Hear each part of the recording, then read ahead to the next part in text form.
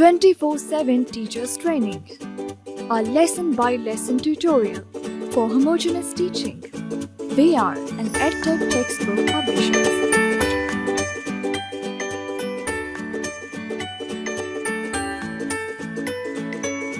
بسم اللہ الرحمن الرحیم۔ السلام علیکم محترم ٹیچر، سنو مین پبلشرز کی جانب سے خوش آمدید۔ یہ سیشن تیسری جماعت کی اردو کے باب نمبر 4 پر ہے، جو کہ ایک نثری عبارت پر مشتمل ہے۔ عنوان ہے حسن سلوک۔ آئیے ایک نظر ڈالتے ہیں حاصلات تعلم پر۔ سبق کی تکمیل کے بعد طلبہ اس قابل ہو جائیں گے کہ متن پڑھ کر سوالات کے درست جوابات دے سکیں، روزمرہ اردو بول چال میں اعتماد کے ساتھ حصہ لے سکیں، سادہ عبارت درست تلفظ اور ادائی کے ساتھ پڑھ سکیں، ہم آواز الفاظ بنا سکیں، سبق پڑھ کر اس کے متن سے متعلق سوالات کے جوابات لکھ سکیں، اس میں ضمیر کی نشاندہی کر سکیں، متن میں شامل الفاظ کو جملوں میں استعمال کر سکیں، اور منظر کی تصویر دیکھ کر کم از کم 10 جملوں پر مشتمل عبارت لکھ سکیں۔ بچوں کو عبارت کے عنوان تک لے جانے کے لیے اور ان کی کتابیں کھلوانے سے پہلے آپ ایک موزوں تمہید اٹھائیں گے، عبارت کے عنوان کا اعلان کریں گے اور پھر کتابیں کھلوائیں گے۔ تمہید اٹھانے کے لیے درج ذیل نکات پیش ہیں، تاہم یہ حرف آخر نہیں ہیں۔ بہتر سے بہتر تمہید کے لیے آپ کی فکری جستجو جاری رہنی چاہیے۔ درج ذیل سوالات کی مدد سے تمہید اٹھائیں۔ پہلا سوال ہے کہ اچھے بچوں میں کون کون سی خوبیاں ہوتی ہیں؟ اس سوال کا جواب تقریباً سب بچے دیں گے، سوائے شاید ان بچوں کے جن کا اعتماد ابھی کافی بہتر سطح تک نہیں پہنچا۔ محترم ٹیچر، یہاں میں سوال جواب کے سلسلے میں ایک بات ضرور کہنا چاہتا ہوں کہ ٹیچر جب سوالات کرتے ہیں تو ضروری ہے کہ وہ ذہن میں یہ بات رکھتے ہوئے سوال کریں بچوں سے کہ کن بچوں کو انہوں نے سوال جواب کی سرگرمی کے ذریعے اعتماد دینا ہے۔ ان کا کام صرف سوال کا جواب تلاش کرنا نہیں ہے۔ ہو سکتا ہے کہ جو بچے ان کی نظر میں بہت ذہین ہیں اور وہ جواب دینے کے لیے اکثر و بیشتر بےتاب ہوتے ہیں، وہ ان کو چھوڑ کے ان چند بچوں سے سوال کریں جو اعتماد کی کمی کا شکار ہیں، جو کلاس کی اس طرح کی گفتگو میں کم حصہ لیتے ہیں۔ لیکن اس میں پھر ایک احتیاط کی بھی ضرورت ہوتی ہے، اور وہ یہ ہے کہ وہ بچے اگر ادھورا جواب بھی دیں تو ان کی حوصلہ افزائی کی جائے۔ ہاں شاباش، بالکل بہت اچھا جواب دے رہے ہیں آپ، وغیرہ وغیرہ وغیرہ۔ اگلا سوال ہے کہ اچھے بچے بڑوں سے کیسے بات کرتے ہیں؟ ممکن ہے یہ سوال بچے فوری طور پر سمجھ نہ پائیں، تو آپ سوال کی تفصیل بیان کریں، کیا طریقہ ہوتا ہے بات کرنے کا؟ آپ کسی غریب بچے کے ساتھ کیسے پیش آئیں گے؟ دیکھیے، آپ بچوں سے یہ بات کر بھی سکتے ہیں اور بچوں سے کہہ سکتے ہیں کہ دیکھو بچوں، امیر اور غریب بچوں کے ساتھ بات کرتے ہوئے ہمارے لہجے میں فرق آ سکتا ہے، تو ہمیں کیسے بات کرنی چاہیے؟ کیسے پیش آئیں گے ہم کسی غریب بچے کے ساتھ؟ کیا آپ کسی کی مدد کرنے سے پہلے سوچیں گے کہ وہ امیر ہے یا غریب؟ آپ گھر کی ملازمہ سے کیسے پیش آتے ہیں؟ آپ اس میں ایک ضمنی سوال بھی کر سکتے ہیں کہ گھر کی ملازمہ سے بات کرتے ہوئے آپ اس کو بلاتے کیسے؟ اور ظاہر بات ہے یہ تیسری جماعت کے بچے ہیں، تو آپ ان سے پوچھ سکتے ہیں کہ آپ ملازمہ کو تم کہہ کے بلاتے ہو یا آپ کہہ کے بلاتے ہو، وغیرہ وغیرہ۔ اگر ملازمہ کا بچہ اس کے ساتھ ہو تو آپ اس کے ساتھ کیسے پیش آئیں گے؟ درجہ بالا سوالات پر مبنی گفتگو کے نتیجے میں بچوں کو باب کے عنوان تک لے جائیں۔ تمہید کے بعد آپ بچوں کو بغور سننے کی تاکید کے ساتھ عبارت کی قرأت کریں۔ آپ کے لیے میں قرأت کرتا ہوں۔ حسن سلوک۔ نومبر کا مہینہ تھا اور سردی شروع ہو چکی تھی۔ ابا جان نے ناشتہ باہر برآمدے میں کرنے کا پروگرام بنایا، جہاں ہلکی ہلکی دھوپ بھی آ رہی تھی۔ ملازمہ نے جلدی سے ناشتے کی میز لگائی اور سب اکٹھے ہو کر انڈے پراٹھے اور کشمیری چائے سے لطف اندوز ہونے لگے۔ اچانک عطیہ کی نظر صحن میں لگے آم کے درخت کے نیچے بیٹھی ایک لڑکی پر پڑی۔ وہ ناشتہ چھوڑ کر اس کی طرف بھاگی اور دیکھا کہ ملازمہ کی بیٹی فاطمہ تھی۔ عطیہ خوش ہو گئی کہ آج وہ فاطمہ کے ساتھ کھیلے گی۔ اتنی دیر میں امی جان وہاں پہنچ گئی۔ فاطمہ پر نظر پڑی تو دیکھا کہ وہ ننگے پاؤں تھی اور منہ بھی سرخ ہو رہا تھا۔ اس نے رونا بھی شروع کر دیا تھا۔ امی جان نے فوراً ملازمہ کو بلوایا تو معلوم ہوا کہ فاطمہ کو رات سے تیز بخار تھا اور ماں اسے اپنے ساتھ لے آئی تھی، لیکن باہر صحن میں بٹھا دیا تھا۔ عطیہ کے والد صاحب ڈاکٹر تھے۔ انہوں نے فاطمہ کا بخار چیک کیا اور ملازمہ سے کہا کہ بچی کو ناشتہ کروائے اور پھر دوا دے۔ امی جان نے فاطمہ کو اندر آتش دان کے سامنے بٹھا دیا اور اسے پہننے کے لیے ایک سویٹر دیا۔ عطیہ نے اپنے ہاتھوں سے اس کے ننگے پاؤں میں جرابیں پہنائیں اور اوڑھنے کے لیے کمبل بھی دیا۔ پھر وہ اس کے قریب ہی بیٹھ گئی اور اس کے ساتھ باتیں کرنے لگی۔ کچھ دیر میں فاطمہ سو گئی۔ عطیہ کی امی جان بہت رحم دل اور نیک خاتون تھیں۔ وہ کام کاج میں مصروف تھیں، لیکن وقفے وقفے سے فاطمہ کو بھی دیکھتی رہیں۔ دوپہر کے کھانے کے بعد اسے دوبارہ لٹا دیا گیا۔ شام تک اس کا بخار اتر چکا تھا۔ اسے پھر سے دوا دی گئی۔ گھر جانے سے پہلے ڈاکٹر صاحب نے ملازمہ کو بلایا اور اس پر ناراض ہوئے کہ سخت سردی میں اس نے بچی کو مناسب کپڑے نہیں پہنائے اور اسے ننگے پاؤں درخت کے نیچے بٹھا دیا، جس کی وجہ سے اسے بخار ہو گیا تھا۔ رات کو جب فاطمہ گھر جانے لگی تو امی جان نے ملازمہ کو 1000 روپیہ دیا اور کہا کہ وہ اپنی بچی کو روزانہ انڈا اور دودھ لازمی دے۔ عطیہ نے اسے پہننے کے لیے اپنا جوتا دیا اور کچھ کھانے پینے کی چیزیں ایک لفافے میں ڈال کر دیں۔ فاطمہ بہت خوش ہوئی۔ اس کی ماں نے سب کا شکریہ ادا کیا اور بہت سی دعائیں دیتی ہوئی اپنے گھر چلی گئی۔ اب طلبہ سے باری باری عبارت کی قرأت کروائیے، مناسب وقفوں میں تلفظ کی درستی کیجیے اور صحیح تلفظ کی ادائیگی کی مشق بھی کروائیے۔ اس ضمن میں درج ذیل الفاظ آپ کی خاص توجہ چاہیں گے۔ حسن، محترم ٹیچر، یہ انہی 3 حرفی الفاظ کی فہرست میں شامل ہے۔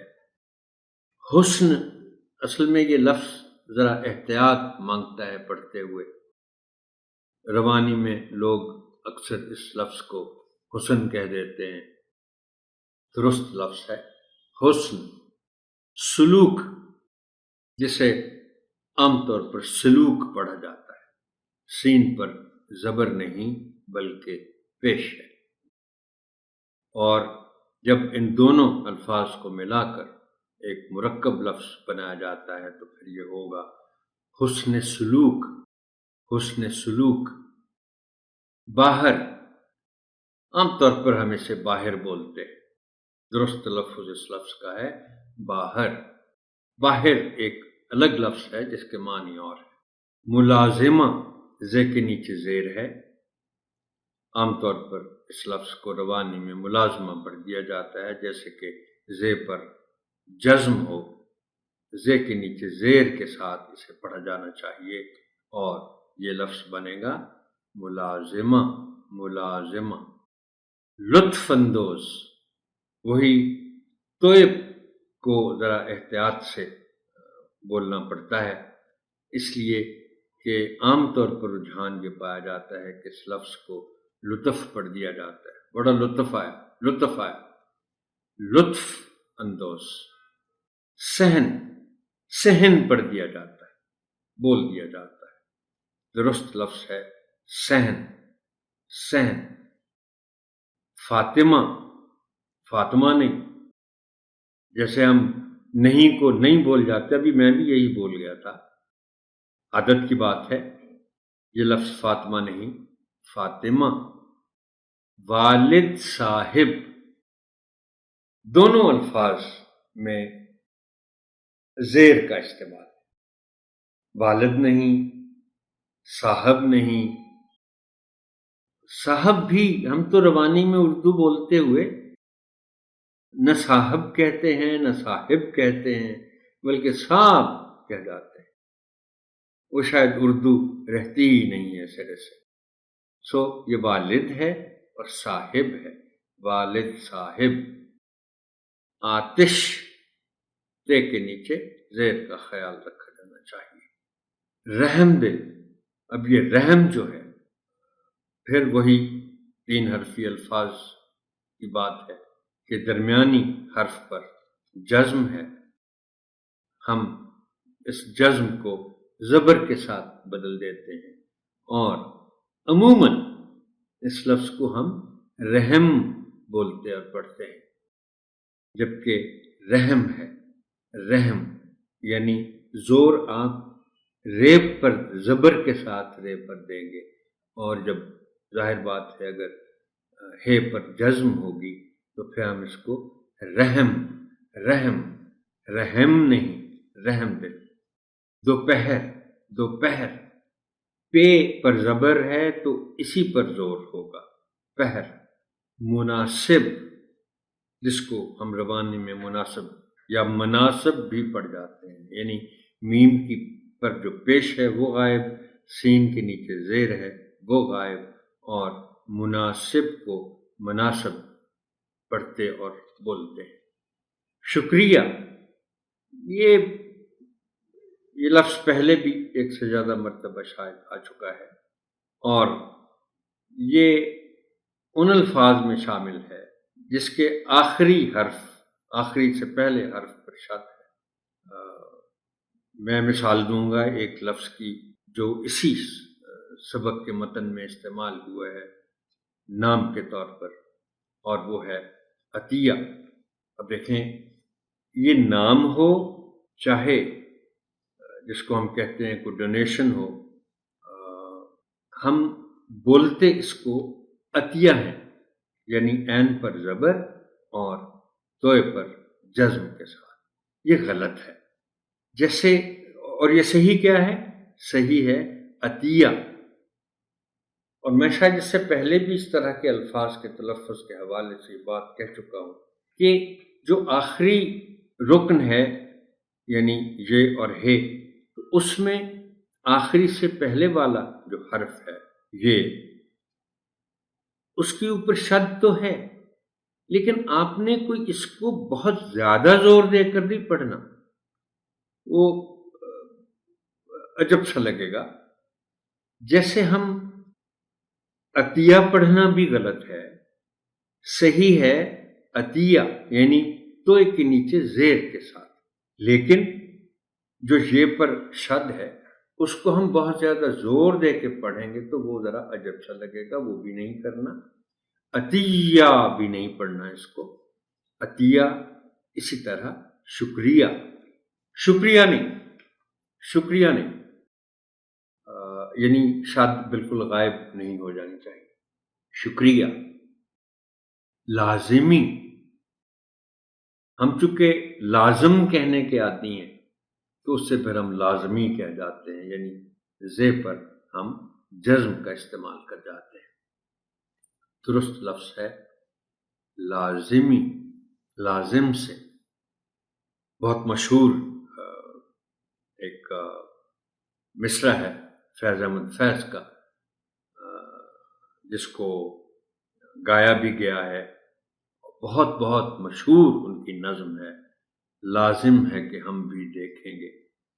آپ کبھی اس کی آڈیو یا ویڈیو سنیں تو آپ پھر جانیں گے کہ کس طرح اس لفظ کو صحیح طور پر ادا کیا جاتا ہے، لازم ہے کہ ہم بھی دیکھیں۔ طلباء کو مشکل الفاظ کے معنی بتائیے، سمجھائیے اور تختہ تحریر پر لکھیے۔ آپ کی آسانی کے لیے چند الفاظ اور ان کے معنی ذیل میں پیش کیے جا رہے ہیں۔ محترم ٹیچر، پیش اس کے کہ میں ان الفاظ پر ہوں، ایسے ہی ذہن میں ایک بات آ گئی۔ اس سبق کے متن میں ایک لفظ استعمال ہوا ہے، دوا۔ ہو سکتا ہے آپ کو ذرا مختلف سا لگا ہو کہ ہم تو دوائی سنتے آئے ہیں، لفظ یہ دوا کہاں سے آ گیا؟ تو میں آپ سے گزارش کر دوں کہ لفظ دوائی غلط ہے، غلط الاستعمال ہے۔ دوائی کوئی لفظ نہیں ہے، ایک ہی لفظ ہے اور ایک ہی درست لفظ ہے، اور وہ ہے دوا۔ دوائی کوئی لفظ نہیں ہے۔